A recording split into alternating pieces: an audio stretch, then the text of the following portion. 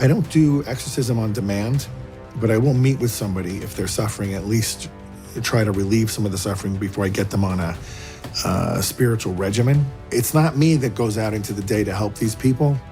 It's God, and he works through me, but it's his grace, it's his power. And if I don't get filled up on him, I'm kind of worthless for the rest of the day. I don't know why Jesus is so hated. I don't know why he's so misunderstood. I've prayed about this and pondered this for months and months and months because he never did anything wrong. Medjugorje is this place where she's been appearing to these 6 kids since 1981. Heaven is trying to alert the world that there's a problem like never before. And she said on 3 occasions in these messages that she gives to the world, sin is at an all-time high.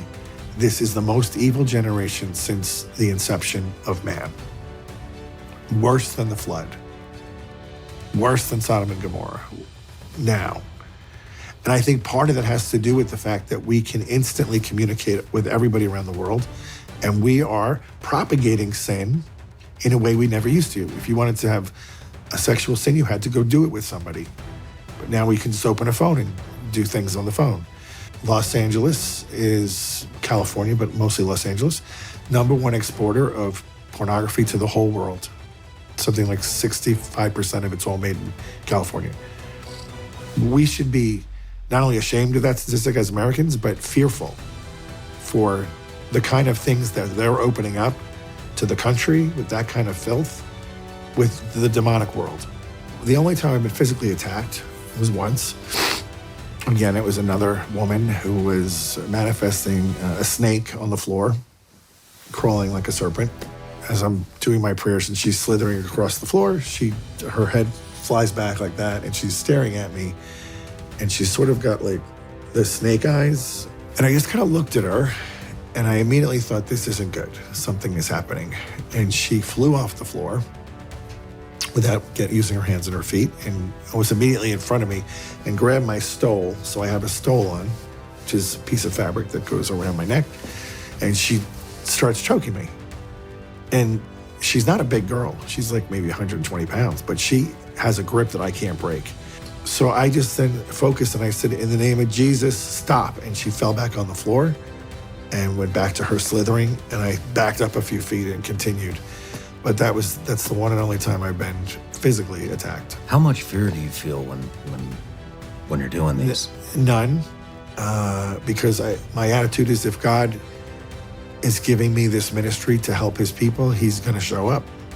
And why would he allow them to hurt me unless it's for my own education and learning? Like, sometimes you learn by mistake. I'm friends with a priest who had 2 300-pound men in the room with him. And again, it was a woman.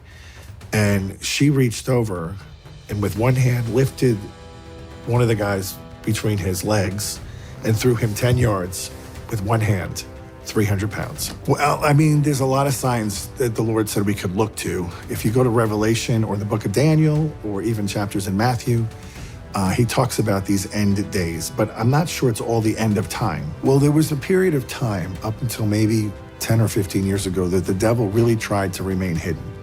And his biggest deception was to convince people he didn't exist. And that went on for a long time, where people were just like, oh, that's just not real, that's fake. It's an odd time. Okay, so, but in the last 15 years, it is all out, I'm alive and well and with you, and I'm proud to be Satan, worship me, right? We see it at the Super Bowl halftime performances, all these award shows. It's everywhere, and it's so blatant. And the concerts, pentagrams, upside down crucifixes. The Ouija board is everywhere. Halloween is the devil's holy day. That's his day. Halloween's the most dangerous season of the year for the homeless. And I'm like, well, why is that? Are they eating bad candy? What's going on here?